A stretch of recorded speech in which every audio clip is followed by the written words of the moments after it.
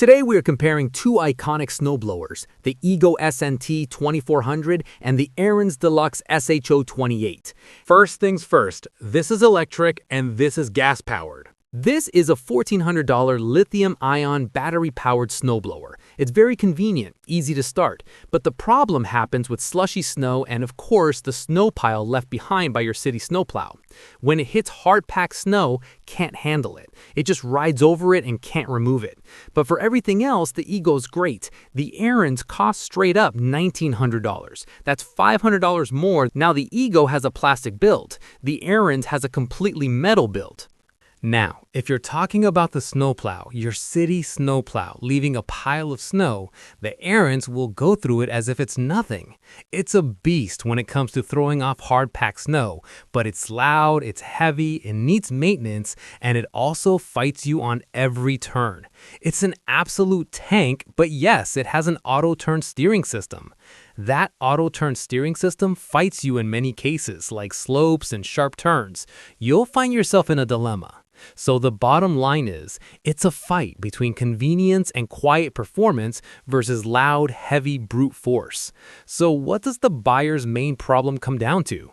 See, the EGO is $500 cheaper. It's zero maintenance and easy to use and start. But what if it gives up on you? That's when you'll have issues and you'll dread buying it. Someone on Reddit actually said, "I love my EGO until slush killed the batteries in it." And on the other hand, someone on Reddit said about the Ariens that it costs $500 more, but it lasts a lifetime. Let's get down to what actually matters. What really matters are three things. First, dollars per pound of snow. Second, the 10-year cost. By that, I mean electric battery replacement or gas, fuel price, maintenance, etc. And the third point, what is its uptime? Will it start at minus 10 degrees Fahrenheit? So let's do a little side-by-side breakdown. Let's start with price and long-term value. The Ariens write-off is $1,900, and you'll spend on gas and maintenance. The EGO is $1,400 with batteries, but these lithium-ion batteries degrade. Replacing two of these batteries will cost you $600 for 7.5 amp-hour batteries. When you look at all this over 10 years, Ariens is actually cheaper. In this one, the winner is Ariens. Next, we look at power consistency. The Ariens runs with a 306cc engine. Immense torque. Whether the snow is wet slush or super heavy, it does not care. It'll go right through it. Brute force. The EGO, considering it's an electric snowblower, is amazing. It does a lot. But if it hits wet slush or hard-packed snow, its electronic load sensing can either surge or cut it off. So for power consistency, again, Ariens is the winner. Now let's look at something known as the end-of-driveway test. The Ariens weighs 270 pounds and has a steel auger that slices through any kind of snow. The EGO weighs 143 pounds and it tends to kind of float on top of hard-packed snow, so you really have to push down hard for it to go through hard-packed snow. That's because it has a plastic build. Now we come to the engine versus motor battle.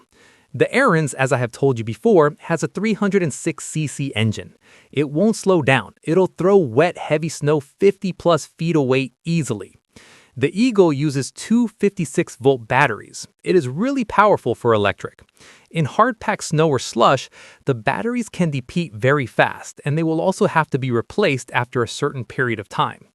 For the Ariens, all you have to do is put in gas and go. Whenever you need it, just put gas into it and you're ready to go. It'll go through everything.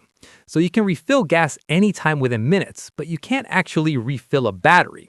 Here also, Ariens takes the lead. Now we come to a category where the EGO wins by a mile. User experience. EGO is way ahead. No gas cans, no cleaning of the carburetor, no pulling cords, nothing. And it's silent and super efficient. The Ariens is loud and difficult to handle and needs maintenance and gas. So clearly in this one, the EGO is the winner, way ahead of Ariens. Next is another important thing, handling and agility. In one word, the EGO can be described as nimble. It's easy to move around and take turns. It's maneuverable. The Ariens, on the other hand, uses something known as auto-turn.